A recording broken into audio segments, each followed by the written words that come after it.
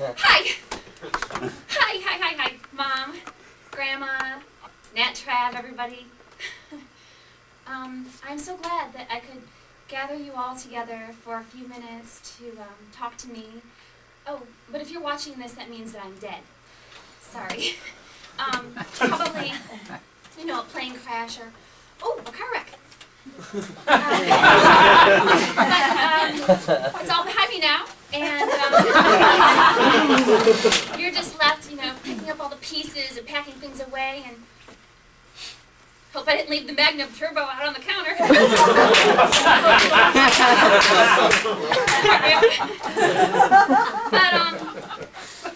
if you do come across some things that I've written about you, in my journals, just know that I didn't write anything to hurt your feelings.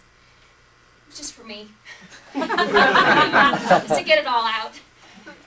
Oh, but if it does hurt your feelings, I just want to let you know, I just want to say sorry.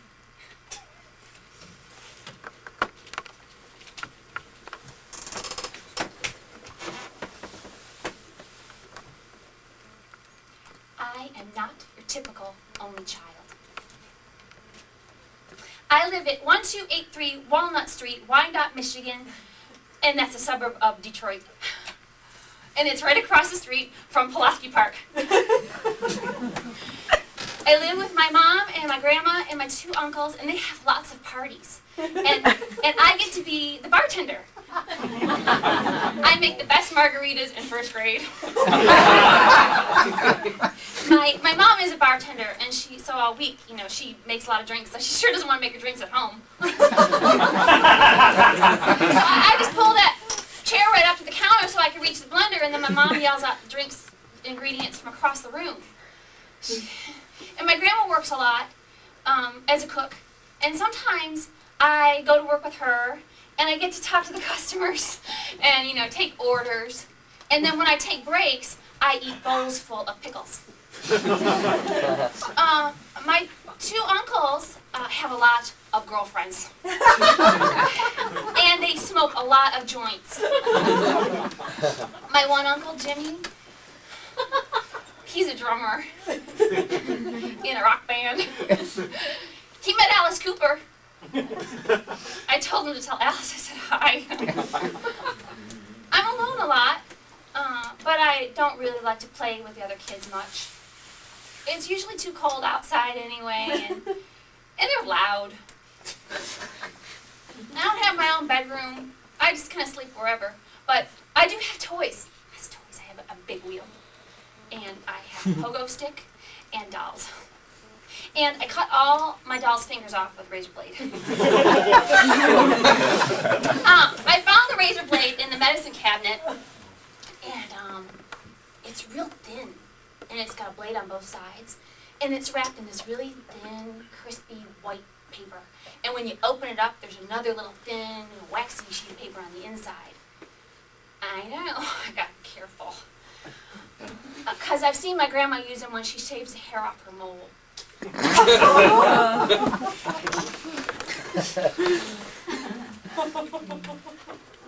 Don't leave me now.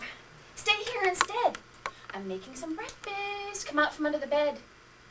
There's places to go when you're still alive. No matter I have no license and I don't drive. I'll get us there. Put on your coat. Disregard the tightening of my hands on your throat. Mild case of fury. Phone's off the wall. I'm sure it'll pass. Don't bother to call. Little bit of rage. Sure to go quick. Feeling better already with a swift little kick. I couldn't love you more. Disregard my sneers. Ignore my vile words. I blame the bad years. One time when my grandma was watching me, she crawled under the bed and slit her wrists. I ran across the street to Hazel's house. Hazel, could you get my grandma out? I'm hungry, and she won't come out. A lot of police came. My grandma is from Caraway, Arkansas. She finished school in the 6th grade because it was more important that she stay home and work in the cotton field. Working hard her whole life, not having any money, and her mom dying on Christmas. And feeling sorry for herself, she drank. When I was 10, she took me and 3 friends bowling, and after about 2 pitchers of beer, I stole her car keys and insisted on driving us all home. She let me.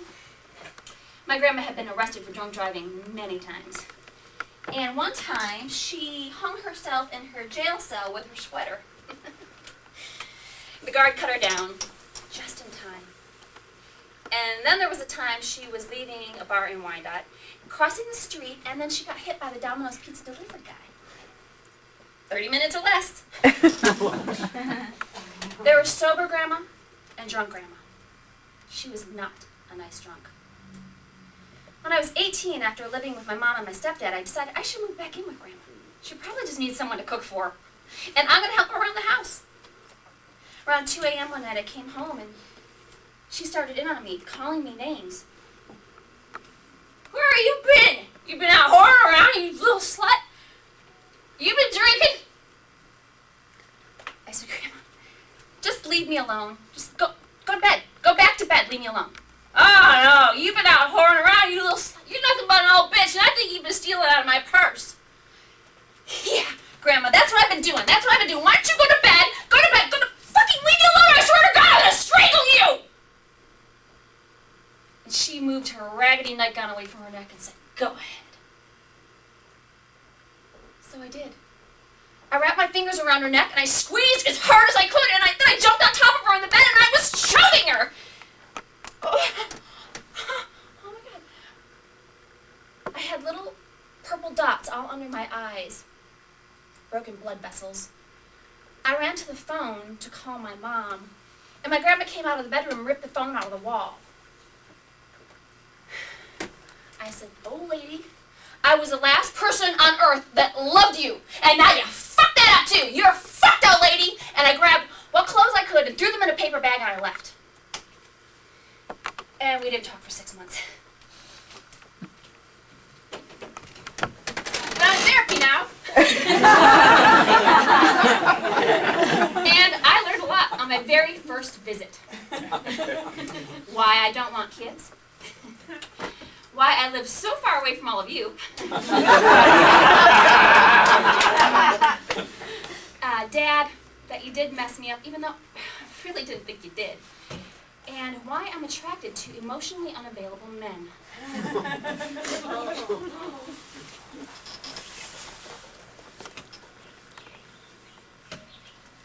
Alone on the porch, with cars passing by, she waits a lifetime with her hopes in a sigh. He doesn't know he's not passed the test. And she waits some more. That's what she does best. Next time he'll show he can't fail again. One time he'll save her. It's a question of when. And what's wrong with waiting? The porch is so nice. As long as it's sunny, that's the roll of the dice. The rain could come, and thunder is mean. But rain is good and the ground smells so clean. The clouds are pretty and the flowers are there. It's a shame though, really, she fixed her hair. A long day out, she goes back inside. They're practically strangers, she and her pride. It's starting to rain. It's starting to pour. But tomorrow she'll be there waiting some more.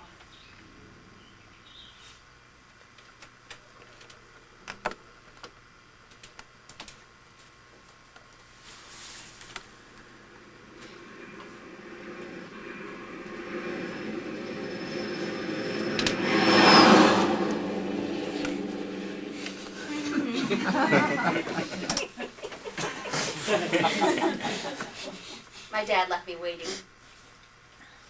He said he'd be there at 3 and he didn't show. Oh, Lise!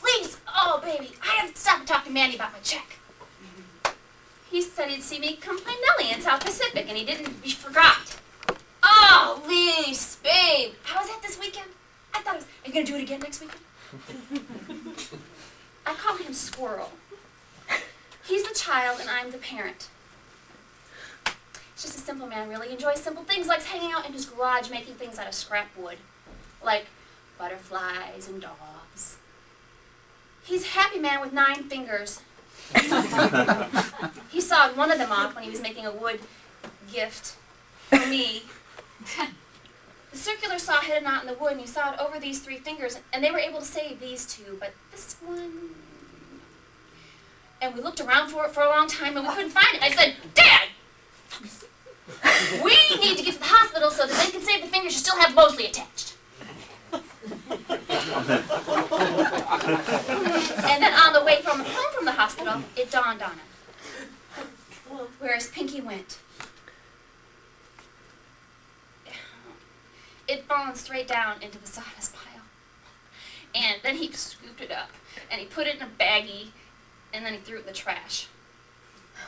The garbage truck didn't come for 3 days. And every day he stood at the kitchen window, staring out at the garbage can. And then he decided, Lise, baby, oh, that finger's a part of me. I should bury my finger. I'll bury it in the yard next to Freddie. Freddie was his dead cat from last December that, well, when he died, the ground was too frozen. It's Michigan. And so he kept him on the picnic table till April when the ground thawed so he could dig a hole. So now he would bury his finger. But it was too late. The garbage guy came early that day.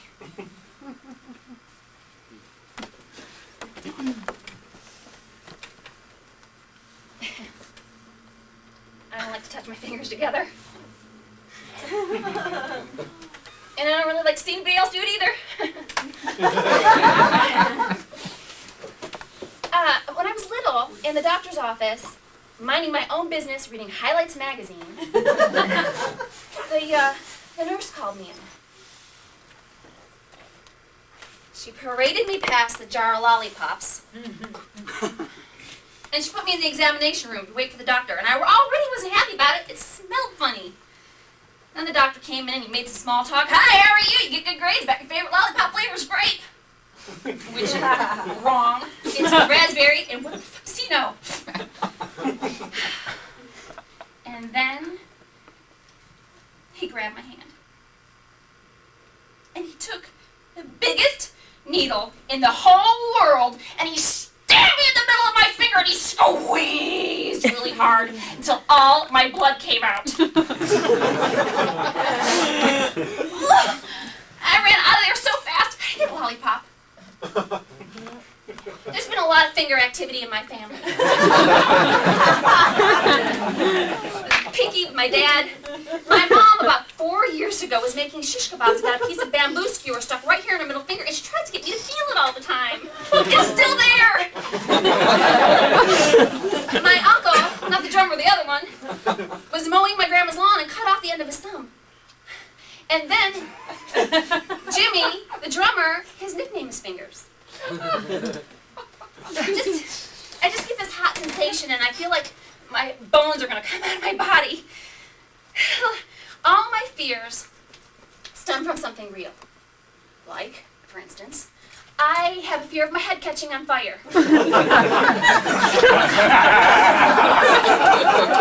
Because 2 blow dryers. I was blow drying my hair with 2 different blow dryers. They caught on fire. Flames outside my head. And then there was a time I was in the tanning bed. It caught on fire. Flames. So, you know, it's real. And then there is, I also don't really like when it's dark outside and my curtains are open. I pin my curtains closed at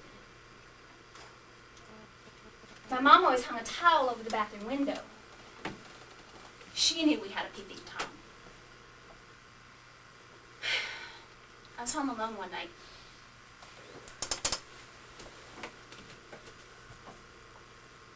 What was that? It sounded like a baseball bat hit the side of our house.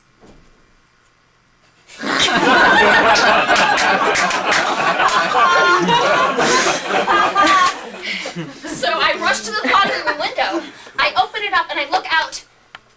Don't stick my head out though. I don't see anything. So I close the window. Oh, but I don't lock it. Because sometimes when I lose my keys, that's how I get in the house.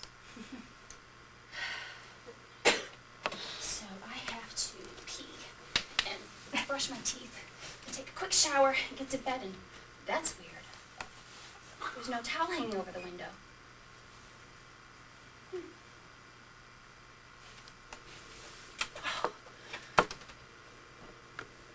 And just then, I heard this familiar noise.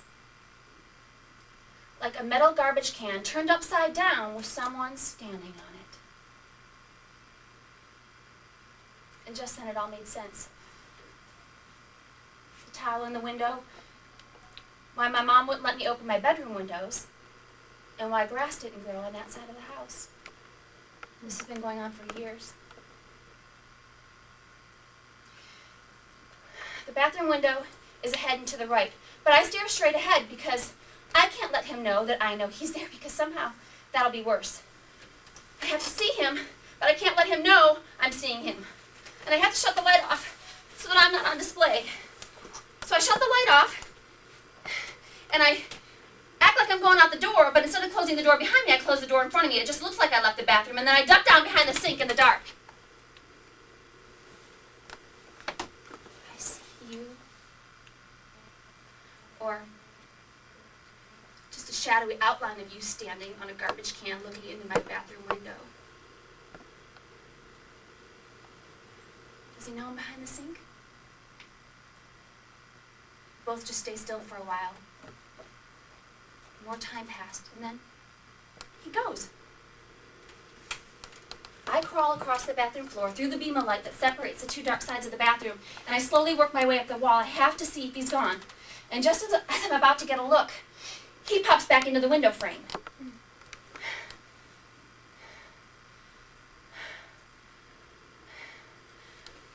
And then, after a few minutes, he goes again.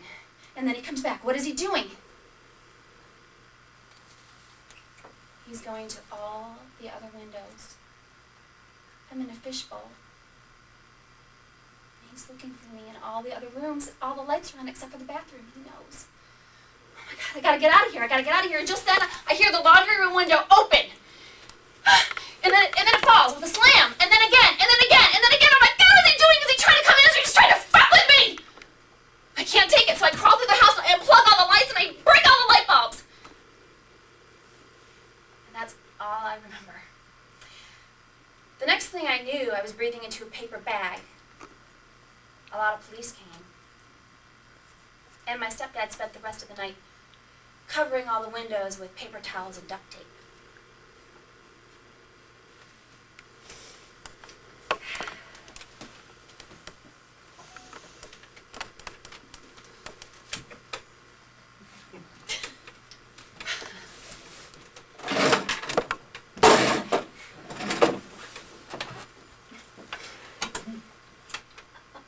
I was a stripper.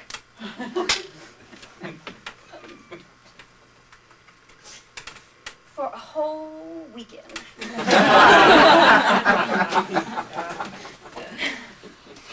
Well, for a shift. I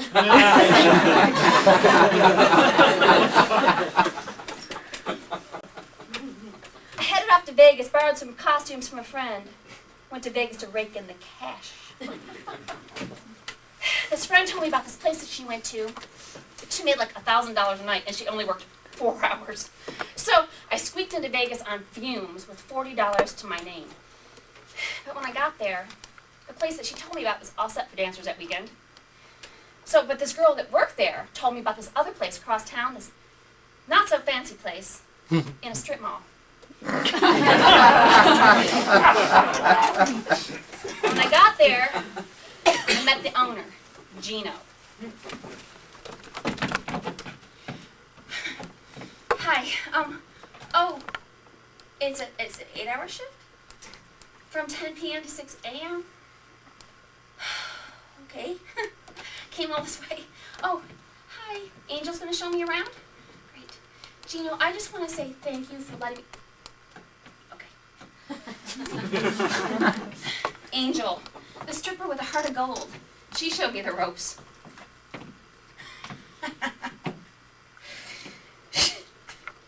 Yeah, you're gonna be great. You can change in there, but whatever you do, I'd stay away from Lola. Lola. scary. And she was droopy, and she hated me instantly. So I just put on my favorite borrowed outfit, which was a short, shiny black raincoat with matching short shorts. And the next thing to do was pick out a stripper name, because you don't use your real name when you're a stripper. I chose Mary.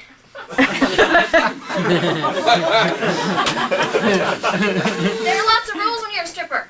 It's not as easy as it looks. So I downed a shot of tequila and got to it.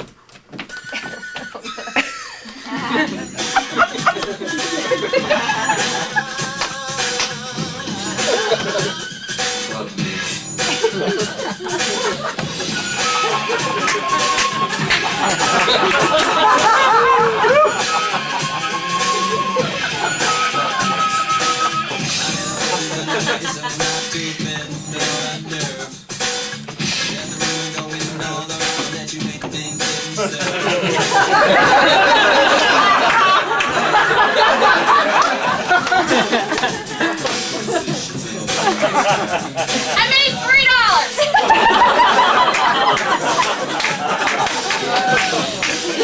Turns out in Vegas to make the real money, you gotta do lap dances.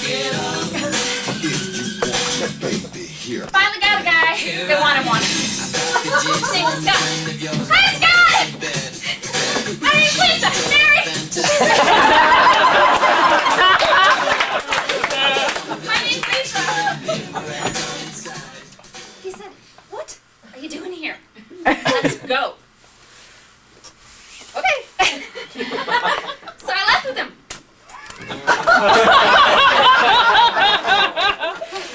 Yeah, Scott could have cut me up in little pieces that night, but he didn't. I was really glad about that. So we went to the Flamingo, shared a dance with my clothes on. And then, when it was over, I got back in my car and drove all the way to Michigan.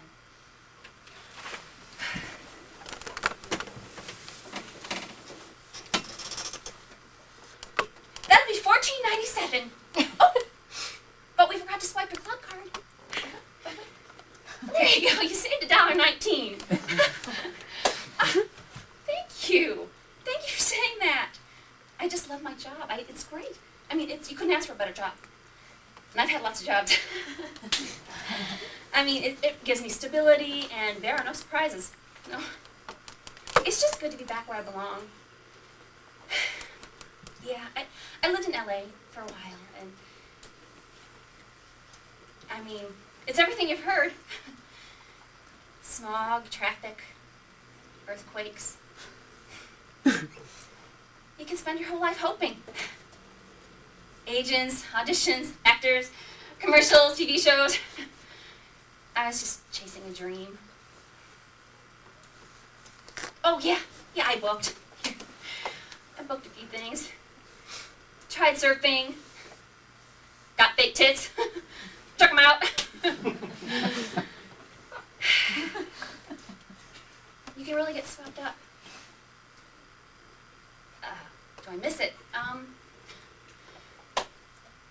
Yeah, sometimes. I suppose. But it's much better here. Oh, look at me. You got a dinner to cook. Thanks for stopping in, and I hope to see you, Mommy and me, soon. Bye. Come again.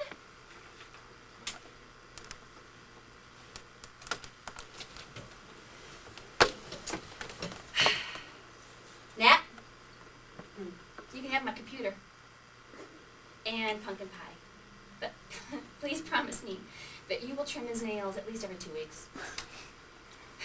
And, in closing, Trav, you get my new car. Well, this wasn't so bad. Maybe I'll come back and talk to you guys again in a little bit. I'm so glad we could get together like this. Oh, but I have an audition for Febreze in Hollywood. So, I'll talk to you soon. I love all of you.